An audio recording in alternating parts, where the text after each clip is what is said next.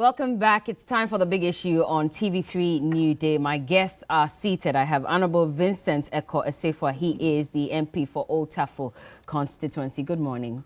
It's been a while I saw you on the show. Absolutely, Everything absolutely. Okay? Everything is fine. How are you two? We're fine, but we're confused.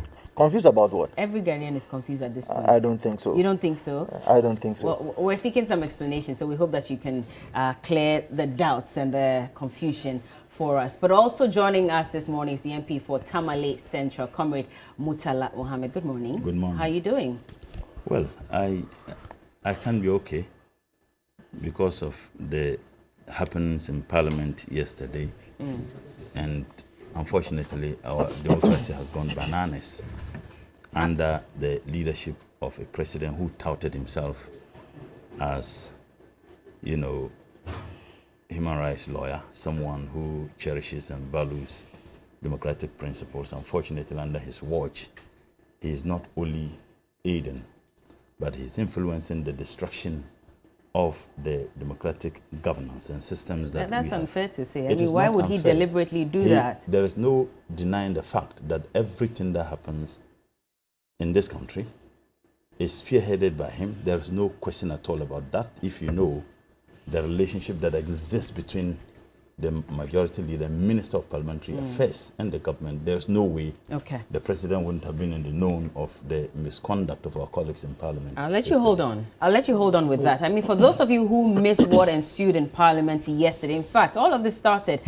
from the 17th of November when the Finance Minister, Honorable Ken Ofori-Atta, came to Parliament to read the 2022 budget statements. And in there, there were some concerns that were raised and some introductions that would be implemented if the budget is approved. One of them, and very topical, is e-levy. Now, fast forward, last Friday, minority in Parliament voted against the budget, and we saw the majority stage a walkout just before that voting took place. And majority came out later and said that it was an unconstitutional rejection. And so as it stood at that point, the budget had not been rejected, neither had it been approved. And so they were very sure that yesterday, which was Tuesday, they would approve the budget. Yesterday, we saw a no-show for the minority in Parliament. And the Speaker, by the way, is in Dubai for health checks. And so the first Deputy Speaker in Parliament, Honorable Joe Osei Owusu, had to sit in and preside over proceedings on the floor of Parliament. But interestingly, the majority says they had 138 members in Parliament as per the law. And so they went ahead to pass the budget. Take a look at that, and we'll also take a look at Honorable Haruna Idrisu, the minority leader, respond to what ensued in Parliament. I come under Order 51 to move that you, the Honourable Speaker, properly propose for determination the question on the motion moved by the Minister of Finance on behalf of His Excellency the President on Wednesday, November 17, 2021, in respect of the budget statement and economic policy of government for the year ending 31st December 2022. As I've argued, what happened that day is a nullity because it does not meet the test established under Article 104(1). The number presented to me by the clerks at table is 137 of you plus me, MP for Bekwai, 138.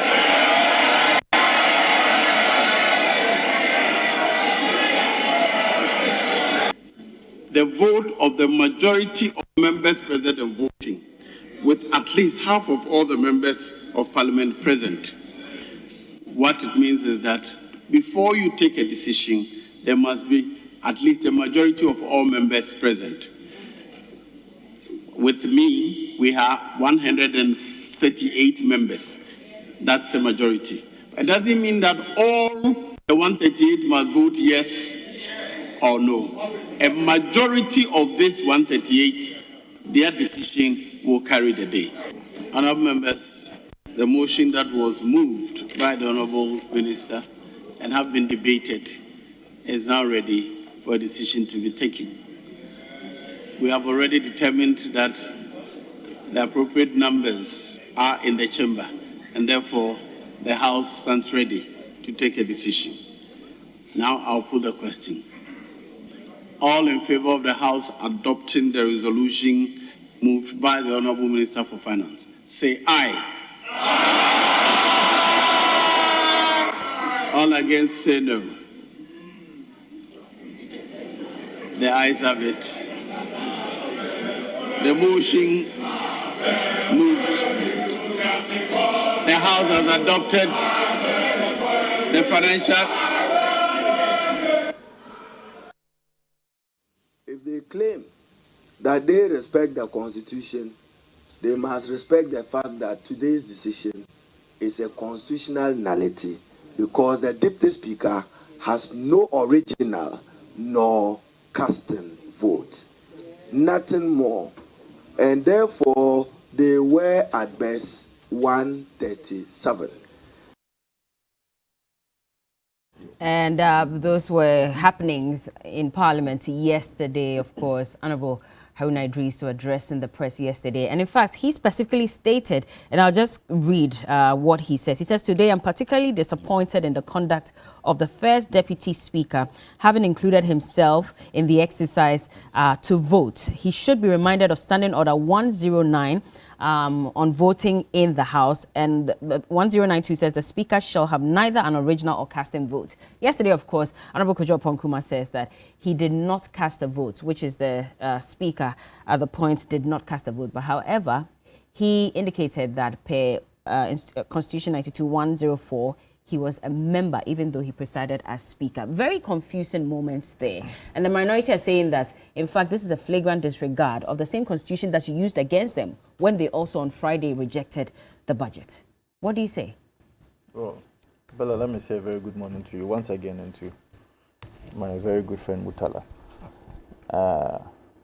First and foremost, let me indicate that the Speaker of Parliament, the Right Honorable Aban Babin, on Friday when he led the House on an unconstitutional path in rejecting the budget that has been presented to the House of Parliament by the Finance Minister was one that was an unheeded decision on his part.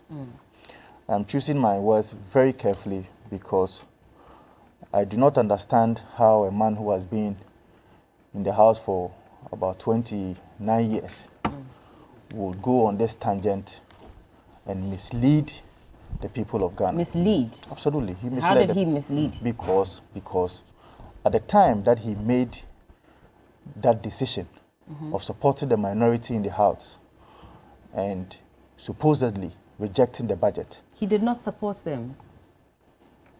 What He only played his role as a speaker. Did he not? But he has been in the House for about 29 years. He shouldn't have supported such an illegality. I Why? am saying that you needed a certain amount of people in the House at the time that you made that decision. And see, anyone who advised the Speaker of Parliament at the time, that is Honorable Aban Babin, to have depended on Article 102 of the 1992 Constitution, misled him. How so? There is a clear distinction between Article 102 of the 1992 Constitution and 104.1. 102, by the way, says a quorum of Parliament, apart from the person presiding, shall be 1/3 of all the members of Parliament. Absolutely. And you're saying that him standing on this was wrong? Yes, he depended on Article 102. Because if you read Article 104, one thing that all of us will have to understand is that the Constitution takes precedence over any other enactment or laws in this country. And so if Article 104 is very specific about the time that voting is supposed to be done, at the time that voting is supposed to be done, you need a certain number present in the House. I may have to go over the Article 104, especially for those who have not averted their minds to. If you've not found it, I have it here. I could help you. 104. Which one exactly? Should I start from 1? Yes. Okay, so 1041 says, except as otherwise provided in this constitution, Yes. matters in parliament shall be determined by the votes of the majority of members present and voting, Yes. with at least half of all the members of parliament present. With at least half of all the members of parliament present. If you go and check the standing orders of parliament, you will clearly see that Order 109 was lifted in extenso from Article 104 of the 1992 Constitution. And if you read Order 109, it says that no question for decision 109 of the standing orders of parliament. No question for decision in the House shall be proposed for determination unless they are present in the House, not less than 1/2 of all the members of the House, and except otherwise provided in the Constitution, the question proposed shall be determined by the majority of the votes of the members present. The Right Honourable Speaker Alban Babin defined what majority or less than 1/2 of the members of parliament defined what it is in 2015. If you go and check the 22nd of December 2015 Hansard, when he was debating on the floor of parliament as a majority leader, he said that you needed 138 in the parliament of family. In the parliament house before you can make any decision.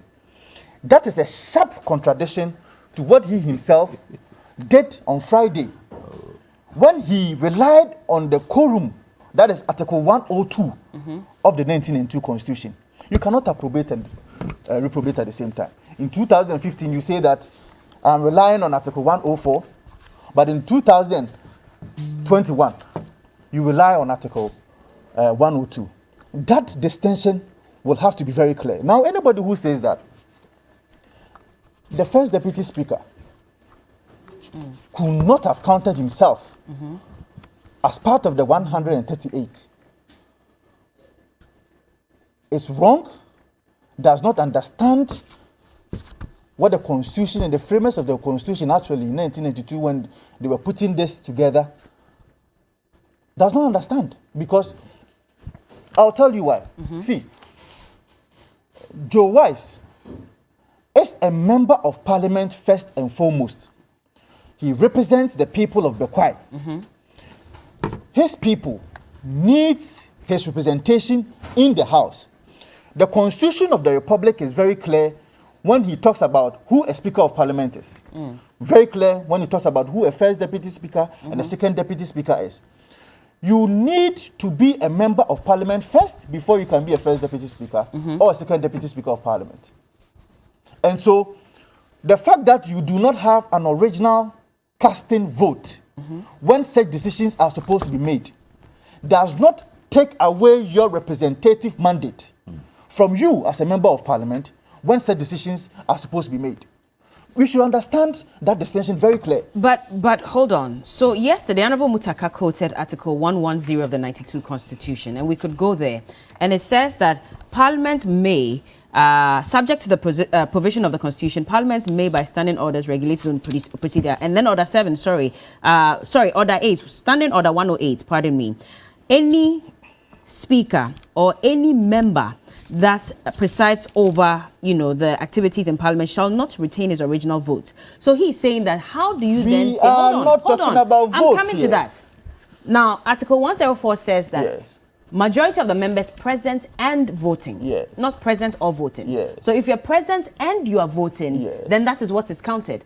But then you seem to be separating present and separating voting. So you're saying that he was present, all right, but he could not vote. Absolutely. And that's what they're saying, that you cannot separate the two. We have present and voting. When you go to it's not present and or voting. No, hold on. There's a clear distinction between you being a member of parliament and also assuming or electing to be the first deputy speaker of the House. I am contending to you that the fact that he assumed the position of a first deputy speaker of parliament does not take his representative mandate from him as a member of parliament for the good people of the But if the law says present and voting? Hold on, I'm just saying. that if you check Article 104, Yeah. Article 104, let me read from the standing order, that is 109. Okay. If you read from the standing orders, 109, I may have to read that again. 109. 109 what? 1091. Which No is what question. you read earlier. No question. For decision in the House shall be proposed for determination unless they are present in the House not less than 1/2 of all the members of the House, and except otherwise provided in the Constitution, the question proposed shall be determined by the majority of the votes of members present. Now, you have to read this in conjunction with, let me have the Constitution, in conjunction with Article 102. Not Article 104. The quorum? Yes, the quorum. Okay. 102 states that a quorum of Parliament, apart from the person presiding, shall be 1/3 of all the members of Parliament. Apart from the person. Apart from the shall person. be 1/3. Shall be 1/3. That is for quorum. But if you go and read the 104, it says that at the time that a decision is supposed to be made, the members that is supposed to be in the House should be not less than 1/2 of the members. And I have told you that in 2015, the definition of less than 1/2 was defined by Alban Babin himself. As the majority leader. And at the time, your own speaker, Do Ajaho, clearly made us understand what quorum and at the time of voting means. That distinction is very clear. Do Ajaho said that the quorum that is needed to do business in the House is 1/3. No doubt about that. And that is supported by Article 102. Okay. The time that you also need to also pass a decision, it is also very clear under Article 104. And I'm contending to you that the first Deputy Speaker of Parliament is a member of Parliament before any other thing. There is no law that suggests that the fact that he is assuming the position of a speaker as per the standing orders of Parliament, which is 13(1), that in the absence of the speaker, the first Deputy Speaker elects to act in his stead. Yeah. That does not mean that he is no more a member of Parliament. But he could not vote. He could not vote. So as That of is agreed. yesterday, only 137 members voted in Parliament. And you see, And that is not majority. No, hold on. So why do you want to separate membership from hold on, voting? Hold on. Read with the 104 very well. The 104 says that you need the majority of the votes of the members that is present. And voting. And voting. So what it means is that when you have the majority, when you have the 1/2, which is the 138, even 70 of us, or 70 of that 138 is majority. That is how you interpret it now? That is not what I am interpreting. That is what the law says. The law. No, hold on. 104. Maybe I may have to read it again. And when I read it, if not for mischief from my brother Mutala. Okay. The 104. Let's read it again. Except as otherwise provided in this Constitution, matters in Parliament shall be determined by the votes of the majority of members present and voting, with at least half of all the members of Parliament present. Majority of? Yes. And that is the 138. Okay? No, but as said yesterday, you had only 137 people voting. You're saying that... No, hold on. You land on this, let me bring Comrade in, because... You are getting it all wrong. I'm getting it wrong? Absolutely. Hold on. The standing orders of Parliament 109. No question for decision in the House shall be proposed for determination unless they are present in the House, not less than 1/2 of all the members of the House, and except otherwise provided in the Constitution. The question proposed shall be determined by the majority of the votes. The majority of the votes. So, the majority of the votes will mean that out of the 138 members that were present in the House, which forms the right number as required by the 1992 Constitution, that is Article 104, majority of that number, when they vote, will mean that the House has actually made a decision. And this is what Do Ajaho said, and it is not me. Do Ajaho has actually corroborated this point. This is very confusing, no, honestly. why is it but confusing? you let me bring Comrade in to respond to this. Before you bring him in, because now you're taking us on a different tangent altogether. No, I am not. Before you bring him in, let me read what Do Ajaho said. I am reading what Dua Jaho said in 2015. And it was very instructive when he had the opportunity to draw the distinction between the 138 being the requirement before you can make a decision. Okay. This is what Dua Jaho said. There is a quorum to do business, and that is 1/3 of the House, and there's quorum to take a decision. So, we need to draw a distinction between the quorum to do business and the quorum to take a decision. The quorum to take a decision is regulated by Article 1041, and the fundamental question is that the time that the vote was taken, this is Dua Jaho, the time that the vote was taken, did we have at least half of the honorable members present? It is a constitutional issue which has been captured in the Standing Order 1091 of our standing orders. If you go by the results of the head count by adding at the time, that is 67 to 66, we will get 133, which means that you did not form the quorum to make a decision. Therefore, there is a serious constitutional issue there. So at the time that the votes were taken, this House lacked the legal, in fact, the constitutional capacity to take a decision. Okay. So I entirely endorse the position taken by the first Deputy Speaker that we do not have the number, constitutionally speaking, to take a decision. Okay. So clearly, you just needed the majority out of the members that were present, which formed the quorum to be able to make a decision. This is new to me, but let me bring Comrade in to respond to this, because I mean, now we're separating members and voting. And, you know, yesterday I also listened to Honorable John Ponkruma, and he said that, by the way, the first Deputy Speaker, when he acted in the stead of Speaker, did not vote anyway. But then when it comes to members, per the law, he's still a member of the Parliament. And so that's constituted majority, which gave them that leeway to go ahead and approve the budget. Bella, good morning. Good morning. And good morning to my good friend. He has been a very good friend of mine and one of the really fair individuals you can find within the NPP. Unfortunately, politics has succeeded in destroying his fair-mindedness, more so on this particular issue. You see, to be ignorant of what happened before you were born, then you remain always a child. And my brother demonstrated that, yes, he is not ignorant of what happened before he went into Parliament. And that is why he, with alacrity, quoted the position of Right Honorable Dua Jaho. Unfortunately, and rather, you know, mischievously, he decided to ignore equal position taken by Right Honorable Professor Mike Okwi, who also pronounced that a decision that is taken by the House in the absence of another, caucus, in the case of walkout, that decision certainly will be binding.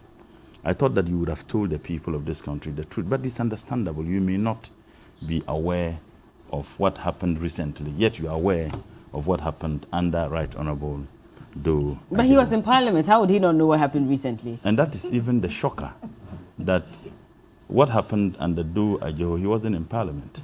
Mind you, Dua Jaho came before Right Honorable Professor Michael But we all refer to something that has happened in the past, and we so that is why I'm saying that he quoted what happened before he came into Parliament and decided to ignore what happened under Professor Mark Okwi. You know, the MPP, they are behaving like a spoiled child who is willing to destroy the cake rather than share the cake. How so? And you would see that in all the pronouncement. Let me begin by explaining why we're not in the chamber. It is critical. Every single prediction we made happened. Which way? You see, let's look at what happened on Friday. And this attempt to attack the integrity of Right Honorable Bagbin will never be allowed to stand. And we are serving notice to the NPP that we will resist any attempt to undermine the authority of Right Honorable Speaker, Honorable Bagbin. We will resist any attempt to do that. And this attack on the integrity of Right Honorable Speaker is spearheaded by no less a person than the leader of the majority caucus, Honorable Chairman. That's an allegation you cannot prove. Why? He had a press conference on the very day we had the rejection of this budget and lied to the people of this country. What did he said say? That their information is that 2 members of the NDC group in parliament were not present. And this is a leader of a house who is speaking that way, without a scintilla of evidence. As a matter of fact, when the speaker asked that members should be counted, he asked 4 clerks of parliament. By the way, almost all of them were appointed under the NPP in government. These 4 clerks all presented 137 number or figure to the speaker. Yet you have Chairman Sabonsu, who without any shame held a press conference and said the information they have is that 2 members from the NDC group were not there when the counting was done. He questioned the integrity of the clerks, questioned the integrity of the speaker, and questioned the integrity of parliament. And this person is a leader in that house. But I would come to the issues he raised, and those issues ought to be looked at for the avoidance of doubts. When he was quoting 102, and he made reference to what Right Honorable Do Ajo said, I thought he was defeating himself, and that move is a slap on the face of objectivity and what we are discussing here. The 102 is talking about quorum. It has nothing to do with the decision taken. Now, I don't want to go on the issues of what Article 102 or what Standing Order 109, even though I'll come to that. But we are all rational beings. The laws we have in this country, whether the Constitution or the standing orders that regulates the conduct of business in Parliament, are laws that are born out of rationality. Now, Parliament cannot proceed to do any business without the Speaker having a seat. Are you denying that? You can't proceed to do any work except that the Speaker is on his or her seat. Okay. So if the Speaker doesn't sit on his or her seat, you can't have Parliament proceedings going. So even if you go to Parliament and the Speaker hasn't come, we're all in our offices, or you sit at the coffee shop where he likes sitting anyway, taking coffee with me. You sit there until the bell is rung. Yeah. And then the Speaker comes in. By the time the Speaker comes in, you are all seated. So at the time, right, Joe Oseusu, it's not every Joe who is wise anyway. No, I'm saying that it's not every Joe. That's a low blow. I say it's not every Joe. No, that's a low blow. If I say it's not every Mutala who is wise, okay, it's not every. Anybody. Have I disrespected him? It's a form of a denigration. No, have I disrespected him? It's a direct attack. How did I attack him? If I say it's not every Bella, it's not every Mutala who is wise. What's wrong with that? So are you saying in his case he is wise? I'm not talking about him. I'm saying that it's not every Joe but who is wise. But you're playing on his name. Everybody knows him as Joe Wise. He see the why? Is the Wise his name? But everybody calls him that. I don't call him that. Carry on. So I'm saying that at the time Honorable the first Deputy Speaker was seated, he was the Speaker. And without his sitting there, you could not commence business in the House. So he was seated, but where was the minority? At the time he was seated, I'll come to the issue of the... At the time he was seated, he was the Speaker. He was not there in his capacity as just a member of Parliament. If you want to go by his logic, then any other member could have taken that seat. No. Why is it that that particular seat, in the absence of the Speaker, can only be taken by 2 people in Parliament? The first Deputy Speaker and the second Deputy. But they do not lose their membership, even if they assume that position, do they? Nobody said he lost his membership. Okay. I'm going by his logic. I am the logic of him and the logic of the first Deputy Speaker. You cannot commence business in the House without the Speaker sitting on his chair. Go and read Order 902. He intelligently read Order 901. But you realize that in all his submission, he never read Order 902. Give me the order paper, the standing order, then I will read that. When he took the paper, he read Order 901. But he 109, you mean? 109? 91 or 91. 91, okay. He refused to read Order 90 and I'm 92, coming. okay. Good, 92. You see, if you read Order 991, no, 901. Sorry. You see, if you don't read your Bible, that's how you find it very difficult. Well, unfortunately, That's the thing. I bailed you at the point when you were looking for it. I had to read. I had to read for you. So is it not the same thing? You see, Nkrumah described them. The MPP. He described them as well. Nkrumah described them. Let's not digress. No, I'm saying what Nkrumah, for the purposes of what he said, that they are people with narrow intellectual and political horizons, but they always see themselves as the leading stars. I'm not talking about it's Nkrumah's words. You can fight with Nkrumah's words, not my words. So he can say that, yes, I don't want to pretend to know everything. That's why I have to read, so that I don't cause the blunder that you people Have you found cause. it now? If you read Order 109, what he read repeatedly was Order 101. Now, Order 1091, because remember when he said 109, I asked him, is it 1 or 2? Good. And he said repeatedly he was reading 1. But he should have read Order 1092. Order 1092 states, Mr. Speaker shall have neither an original nor casting vote. And if upon any question before the House, the votes are equally divided, the motion shall be lost. Come and read Order 1093. Also states that Deputy Speaker or any other member presiding shall not retain his original vote while presiding. That is right. But that's vote. Hold on. Okay. That's why I began by. That's why I began. Easy, No, easy. That's why I began. I listened to you. That's why I began by saying that without the speaker sitting on the seat, proceedings and business of the House cannot take place. Okay.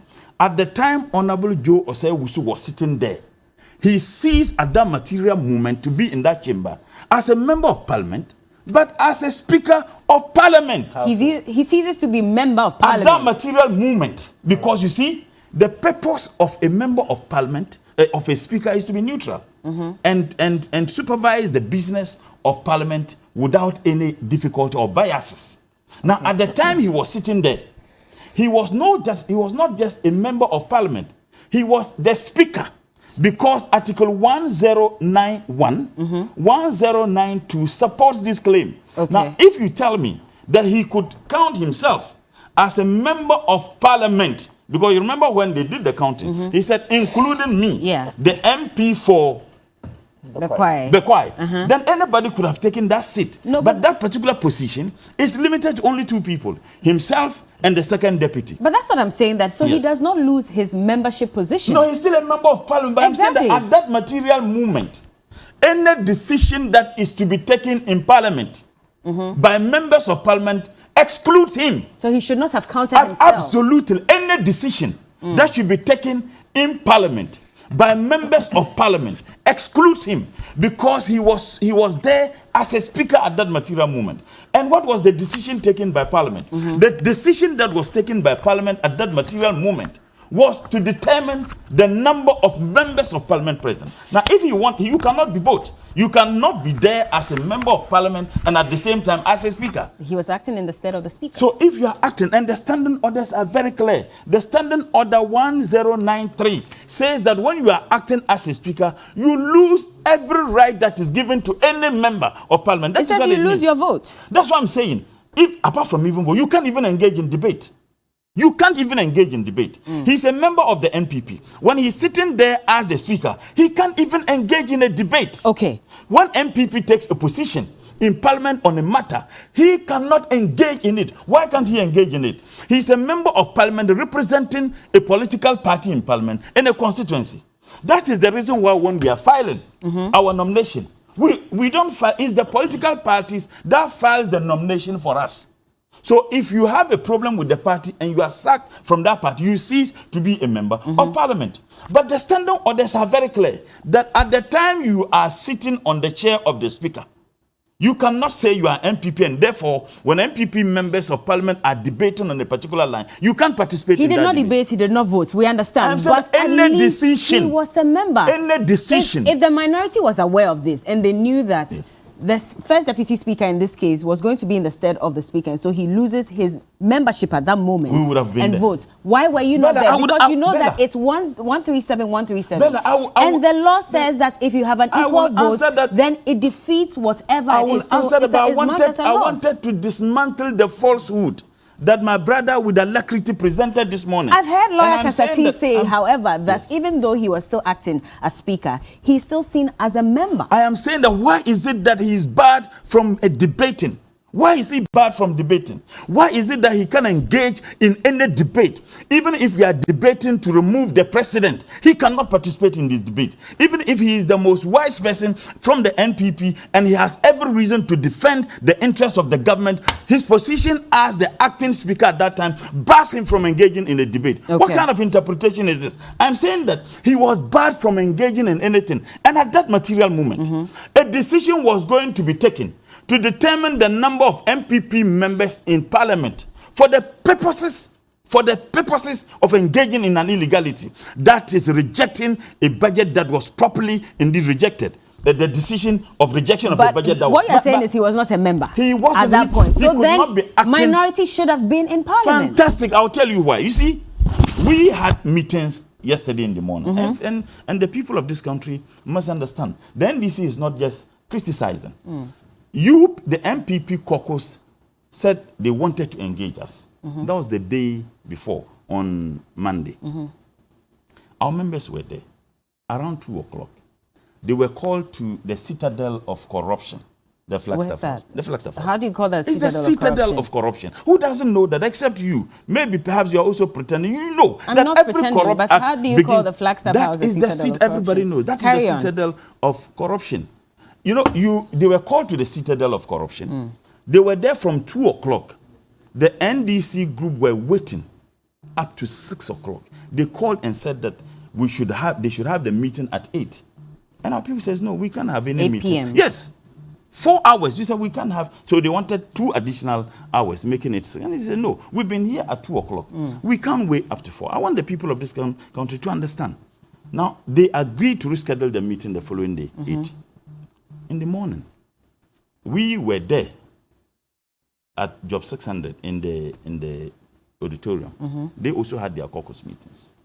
Our leaders represented us in the discussion. Some members were selected for the purposes of the meeting. They also selected some members, including the National Security Minister. You had our General Secretary who was there and then. So they had this meeting. They made some proposals. They will drop Ajapa, they will drop other things.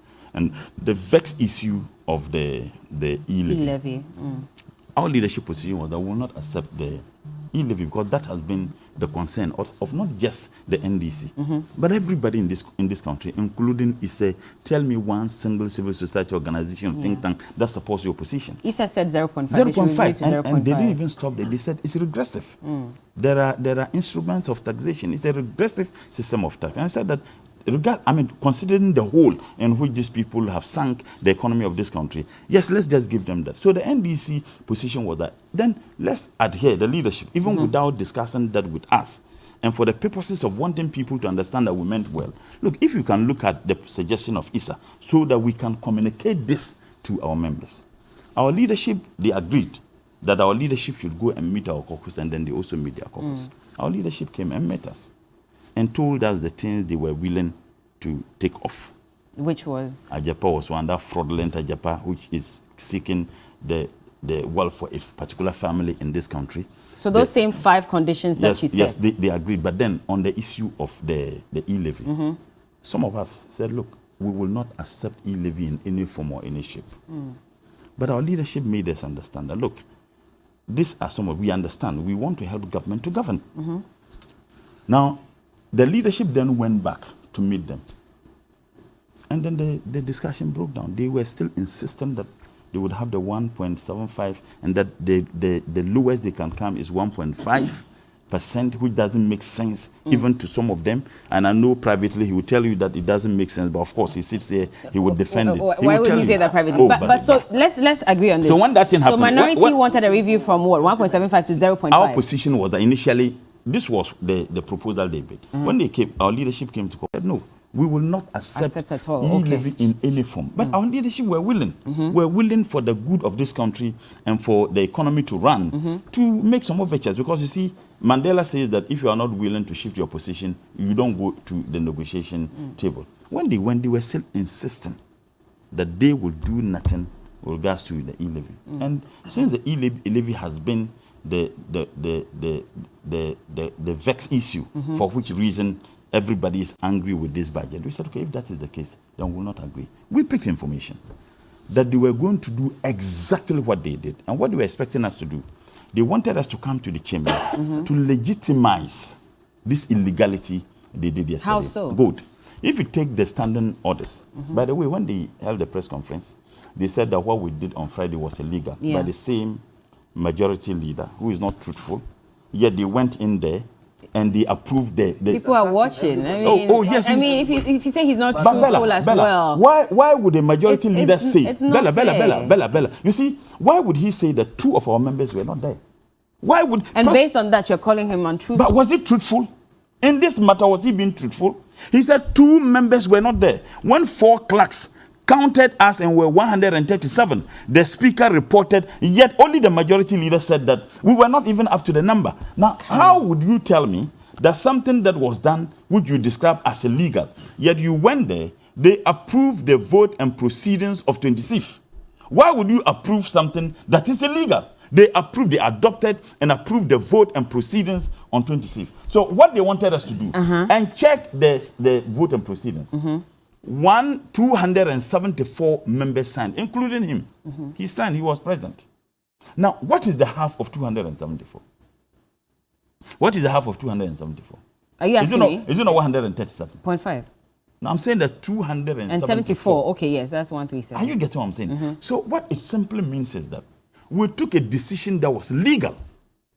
We took a decision. We have been vindicated by the records in the votes and proceedings of 26th of November, which clearly states that the only member of parliament who was not present and never signed was Honorable Abiosaf.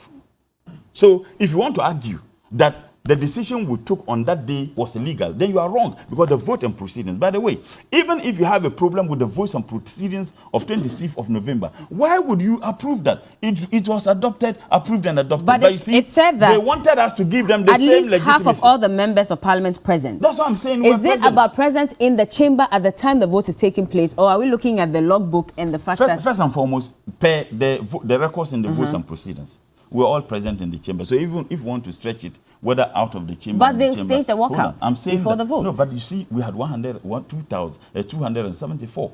So whether they walked out or not, we would have fulfilled this particular requirements. But they weren't there. I'm saying that we would have fulfilled this particular requirement. Okay. Because half of 274 is 137. Which is why the minority did not go into parliament this time around, because they were going to use the same tactics? No. What they wanted to do, I'll bring you in soon. We picked information, and through to that information, it happened. Honorable Joe Osei was not going to give a listening ear to any of us. And in fact, if we were present, they were not going to even do the counting, the voting. How? You see, the Constitution says, the standing order states that in approval of a budget, you do it through the voice approval. Yeah. And the moment he says, you say, yeah, it doesn't matter how many people, the only option would have been that we would have called for either division or head count, something they called and ran away, and he won't listen. And true to that, it happened. And you see, the only option that was going to be left to the NDC caucus in Parliament was to fight. And we felt that we didn't need to do that. And the only way we're going to stop that was to either stop the speaker, and that Ghanaians wouldn't be happy, because we don't need to degenerate to that level. Would it have only been by a voice vote, or could you have used another means of voting? If the speaker would have to, you have to, get the attention of the speaker for you to be called. There's a video going around. You saw what happened between Honorable Mutaka and Professor Makokwe. Yeah. And in their meeting, they discussed they were going to do exactly the same. And if our leadership stood to speak and the speaker refuses to call them, the only option left with us under that circumstance would be that we should attack and destroy everything. Okay. And is that what the people of this country want? Let me bring Echo in. So at this point, I mean, what are we going to do? Because they're also now calling you out and saying that you have perpetrated illegality in Parliament, and so you were unconstitutional in your vote. Bella, before I come there, I think that you have been an unfair host this morning. How have I been unfair? You have allowed him to attack personalities. But I called him out for it, so you don't call me unfair. It's different if I didn't say anything about what he said. So if you want to attack, I'm not the one to attack. Carry on with your point, by the way. You should have allowed him to retract the statement that he made. Carry on. No, I won't carry on. I called him out, so I don't see why you are attacking me. And I've noticed that that's something that you people do. Retract the statement that That the Jubilee what? House is a citadel of corruption. But I asked him about it. Who So how doesn't do you know now that attack corruption me? doesn't So fit when I you? also sit on this Carry on. The platform chief executive to attack, of corruption in to this attack country His lives Excellency there. Dramani Mahama, are we going to end this program? Carry You've on. attacked him several times. Are we going to end I this asked him program? about called it. him I asked him chief. about You it. see, So in you Parliament, can't tell me Murtala, that call I'm being him- you unfair. You call him Julo in Parliament. You can't take It is not it. a fair statement to make that the Jubilee House is a citadel of It corruption. is. By whose standards? Oh, So you No, are no, by here. whose standards? You are I'm here. asking you He by whose said that. standards? So what do you think? Is it also true that in this country yes. we had Professor Mills investigating his own vice president? Oh, for yeah. If corruption? you have the evidence, put it up. Is it also true? Oh, if you have that the his evidence. own vice, his own Oh, if president you have the evidence. felt that he was the most corrupt person in this. If you have the country. evidence. In Can we fact, be making all those statements on this platform? If you have the evidence, Can we? your You see, it is special not proper. prosecutor, This is a big your special platform. prosecutor It is not- described it is the not a president big- no, as hold the on, mother hold on. serpent for It is corruption. not proper for us to be I making didn't some of describe these him that statements way. and be attacking people. You've Carry said on. it I done called him several out times. for it, and so I don't know why you keep going on read about the this. But standing carry on. order 12-2.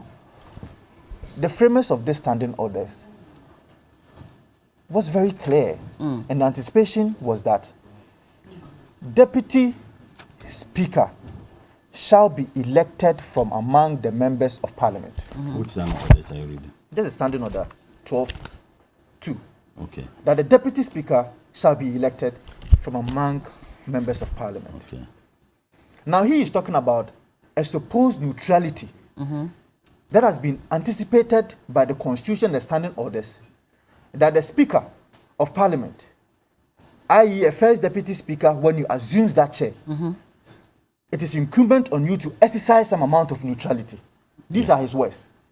No, that's what the No, standing hold order on the on. These are your Constitution words. But I'm saying that that has been taken care of by the Constitution and the standing orders by not allowing the Speaker at the time not to be having an original casting vote as a member of Parliament. Not only that. I have not to already be told debate- you. not to be Hold on, debated. please. I have already Let him told you speak. that Okay, fine. I'll let you speak. you are a member of Parliament before any other thing. Your qualification as a first Deputy Speaker, your qualification as a majority leader, and your qualification as a Deputy Chief Whip or Chief Whip is because you are a member of Parliament. It's because you are representing a group of people. It cannot disqualify you from you being counted as a member of Parliament. And let me educate you again. Please. It is not Educate proper. me. It is not proper for anybody to say that you needed 138 members in the House before 138 members in the House before you can make any statement. For that matter, if the first Deputy Speaker who is sitting at the time count himself as one of the 138, it is not right. But you need half. No, hold on. I am telling you, I'm contending that Bella, the first Deputy Speaker of Parliament should not be denied his representation mandate with respect to the people of Bekwai. So he should debate. And that is why the orders, the standing orders, was very clear that if you can become a first Deputy Speaker, you need to be a member of Parliament first. Other than that, anybody at all could have been chosen outside the floor of Parliament to be a first Deputy Speaker. That is why But the at the Constitution time and the when standing you order says assume that. the position of Speaker in Yes. Parliament, Can it we- says that you lose your vote. But we are not talking about. So if that's you're why losing your getting it vote, wrong. no, that's what I'm coming to the point. Right. If you're losing your vote, and clearly he read, 109, 1, 2, and 3, which also says that you don't only lose your vote, but you cannot even debate and all of Debate, that. yes. So does it not mean that then you I lose asked your you a question. membership? I asked you a question. I'm not answering questions the here, by the way. Constitution and the standing orders is very clear. You lose your casting vote, An and you don't original also vote. debate. Now, the people of Ghana can attest that yesterday what happened on the floor of Parliament. One, did Joe Wise involve himself in the debate? No. Did Joe Wise have a casting vote?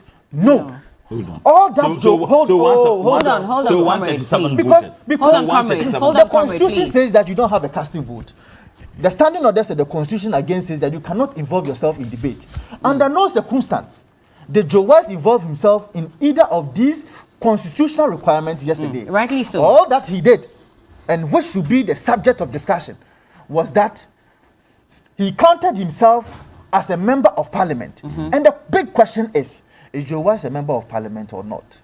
But at the time when he assumed position, absolutely. That's what I'm saying. That the requirement says that you need to be a member of parliament first before you can be a first deputy speaker. But when you assume the position of speaker at that point, that's what we're asking. We're trying to understand. But you and I know that the constitution and the standing orders was not clear as to whether he constitutionally counted himself. So lawyer Kasati has said that it was constitutional, by the way. There's a popular constitutional maxim.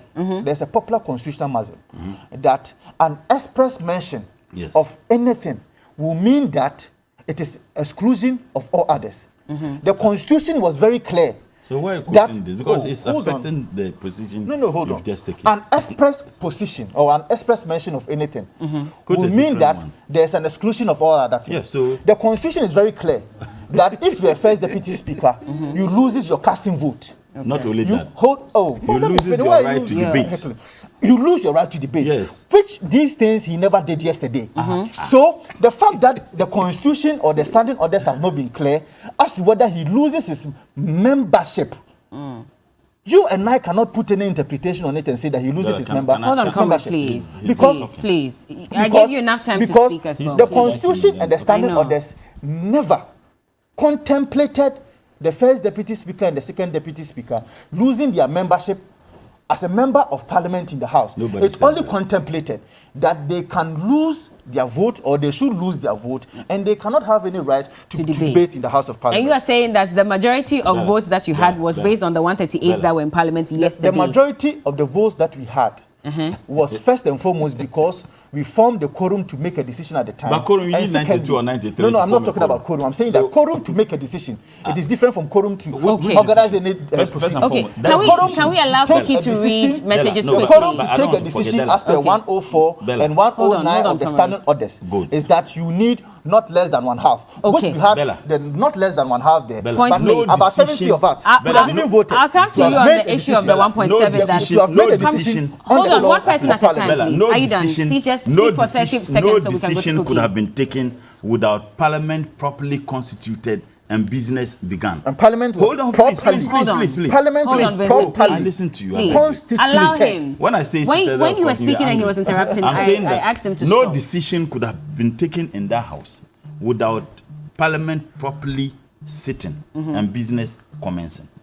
At the time business commenced, there was someone on the seat, and at the time he was on that seat, he ceased to just be a member of parliament. You made that He was point. acting as a speaker. But if you want to go by the logic, he says that he was there. Now, the decision was taken by not Joe Wise, Honorable Joe Osewusu. The decision was taken by 137 members of parliament. These people, they are not principled. When we held the press conference, you challenged a decision that was taken by 137, and you describe it as illegal. Yet the same 137 can nullify what was considered as illegal anyway. Do you listen to yourself sometimes? Okay. All right. Quickly, let's have Koki read messages. I know a lot of them have been coming in. We've had Koki standing for a while. Hello, Koki. Hi. Now, Bella, please read and ask both guests this for me. Gold money didn't help us. Cocoa money didn't help us. Bauxite, manganese, timber, crude oil, huge borrowing, all of that did not help us. What can Momo tax do? If we can eat a whole Antarctic blue whale and still not be satisfied, what can the kitty's hog nose but do? Ghanaians' problems are never taxes, revenue, or resources. It's the leaders who have misled us. Even if they take 100% tax on Momo, they will still misuse it without any prudent accounting to the citizens and come back. Patrice, East Airport sent in that one. Now, Ruby Fashions, Dichem soon near Golda Hotel says victory has come. NDC is totally confused. They should stop making noise because they did nothing better for this country during the past 8 years. Regards to General Secretary John Boydu and Chairman Odenho Kweku appear. Good morning, Bella. We voted for the MPP government to solve our problems, but the MPP led by the President Nana Akufo-Addo's government itself has become a problem to be solved. Triddle sent in that one. Sofoya Musa in Kumbungu says NDC should understand that they cannot govern this country whilst in opposition. They should patiently wait when Ghanaians give them the mandate again. One day, they can write their own budget and take their decisions. Good morning, Bella. Now that the budget has been approved, no amount of lamenting will reverse it. So it is my prayer that the draconian taxes from the budget will yield some better results in the lives of the ordinary Ghanaians. Said Godfly from Kukwentumi sent in that one. Now, Bella, tell the first-time MP that he should read the Constitution well before he comes for the discussion, because immediately you assume the position of the Speaker, you cease or you resign your position as an MP. Though Ajaho was an MP, and as he became the Speaker, he resigned as an MP. Dennis Ankang sent in that one. You're looking great, Bella.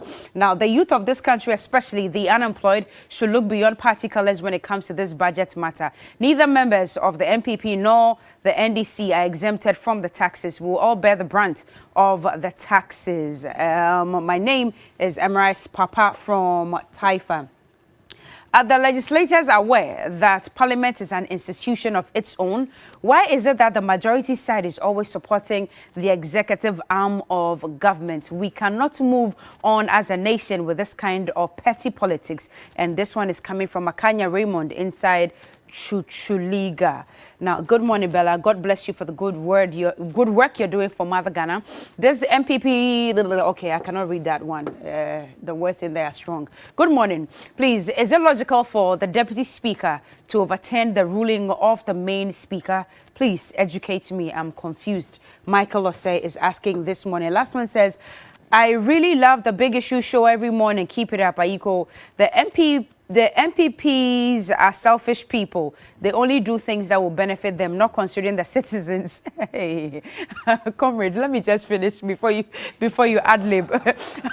Okay, you know what? It's okay. Since you're ad-libbing, I'll just leave it for you. Let me just read a few messages. Hold on, please. So Fuseni from Fadama says, Bella, kindly ask Vincent if he was absent in the house. Is the chamber the same as the house? When they walked out of the chamber, did they log out of the house? Does Order 104 say a decision should be made with majority of members in the house or majority of members in the chamber? So how can you be in Parliament, move a motion, call for a division, and yet deem yourself absent? Let me balance this. Let me balance this with another message.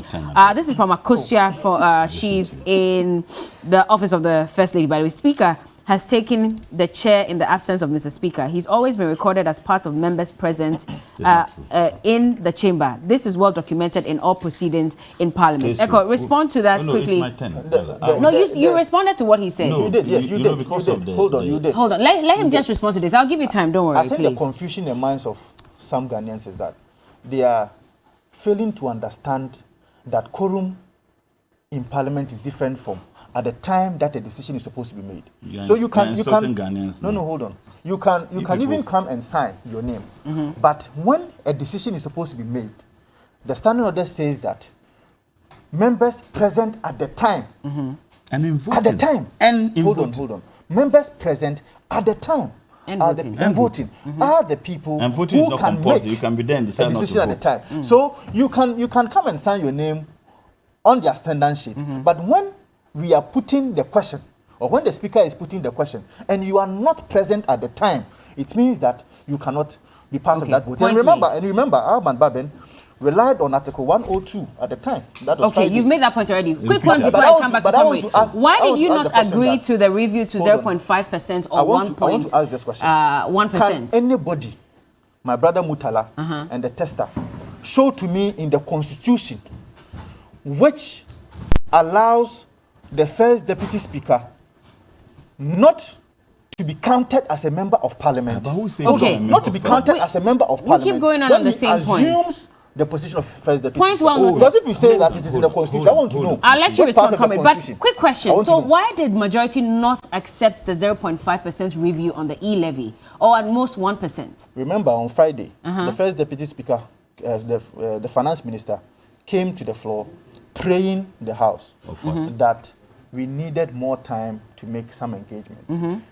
And some of the engagements were about the review of the e-levy, the KETA, inclusion in the budget and all that. Yeah. I am sure that if the minority had heeded to the call of the finance minister, we would have made a lot of progress. But they were ready to even deliberate. He says that you kept them waiting for so long. To him. Is it not true? I was not part of that meeting. He is saying. So you are not aware that he kept them waiting? I was not part of the meeting. Okay. From what the first deputy speaker said yesterday, he said that from 9 a.m. till 2:30, they engaged the leadership of the House. And that's what Honorable Haruna Idrisu is saying, that one of the proposals was that reduce or review the 1.75% to 0.5 or at most 1%. You didn't. They even said that they wanted you to increase the threshold from 100 Ghana cedis to about 500. Later, they even said 300 Ghana cedis, and you still did not budge. And I'm saying that. Is that true? I am not part of the meeting. He's very not difficult. very difficult for me to. So how are you defending all this then if you're not aware? No, that is leadership meeting. I'm not a leader. Oh, you Did don't they not inform the members afterwards about this? Hold on. I am not a leader. Okay. In the House. Have you read Things Fall Apart? Hold on. I am not a leader. Okay? Okay. I was not part of that meeting. So you are not I'm aware just saying that. of the threshold I'm just saying that they were asking for? When the finance minister came to the House on Friday, he prayed the House that some consultations will have to be done. The consultations hold on. The consultations that are supposed to be done was when we prayed that they give us that enough time to be able to do proper implementation, which they failed. Let Comrade speak now, please. You see, the NDC members of parliament are not dumps. We are not idiots. You went into a meeting with leadership, and the speaker wanting to have a peaceful resolution to this matter. Look, discuss with the NDC caucus. Let's find a way forward. Then you agreed that you were going to look at some of the issues and further engage. Now you come to parliament, the speaker gave you the opportunity, then you are asking us to approve the budget and then engage. Does it make sense? When he rose, if he had said, look, I'm stepping down E-Levy, I'm stepping down Ajapa, I'm stepping down ABCD, and I'm stepping down with an extract, so that we would have been very clear in our mind. We are approving this budget, insulating ABCD, so that it would have been captured. He didn't do that. He said he was going to engage. Why do you think the NDC should badge for that? But you see, it is very important for them to understand. And I've seen that their food soldiers are happy. What happened yesterday, assuming without admitting that what they did yesterday will stand, even though it was nothing but an illegality, that constitutes about 20% of the entire budget. What is critical is the estimates, the appropriation. Every committee in parliament will have equal numbers. Every committee in parliament. I'm saying that every committee will have equal numbers. And you have demonstrated that you people are not honest. You are not being sincere to the people of this country. You are insensitive to the feeling of the people of this country. We will not cooperate in anything. And our leadership indicated that. Look, we are going to demand the percentage, the number on every issue, and see whether you can govern. You can't govern, so tell... But that's the problem, taking entrenched positions now. It's going to harm us. They should tell their ignorant followers, those they are deceiving. Listen, I'm sorry, but I mean... I apologize, but they should tell... I apologize, but I'm saying that they should tell their following, their members, that they can govern if we want to make this country ungovernable. But that's the problem. We need you to deliberate. That is why we were willing and prepared. That is why, Bella, I see these as threats. Bella, that is why we're willing and prepared to engage. And what they have demonstrated to us is that they care less about what we do. We are going to have appropriation, and at every committee, we will vote on every issue. Debate. Let's see what happened. Well, the regular Ghanaian is the one who suffers. And by the way, I hope government is listening to the persons with disabilities who went on demonstration yesterday because they have not been paid and they've lost their jobs. No problem. You see, you are sitting here. Echo, you guys should do something about the persons with disabilities who are not sure, because we were promised that they'll be reassigned after the toll booths were closed. Nothing has happened. We don't know the way forward. I get the indication that do something about it. Yes, I get the indication that something will be done about it. No problem. All right. Well, we're looking forward to how soon that is. And good morning, Akosia. I apologize. I mean, I wasn't sure if you were the one who had sent the message. Akosia, by the way, is the current deputy CEO of the National Youth Authority. She sends that message early, and hopefully one of these days we can engage you on the show. Akosia, deputy, yes. Are they recruiting? What have they been doing with the man? I've been speaking to Honorable Echo Vincent Esefua. He is currently the MP for Old Tafo constituency, and the MP for Tamale Central, Comrade Mutala Mohammed. They have been my guests on the show today. And like I mentioned earlier, later we'll be having that conversation with the Deputy Minority Whip Ibrahim Ahmed on the show to discuss matters arising in Parliament. So keep watching. This is TV3 New Day, but this is how we end the big issue right here on the show. But New Day continues. We'll be back with more.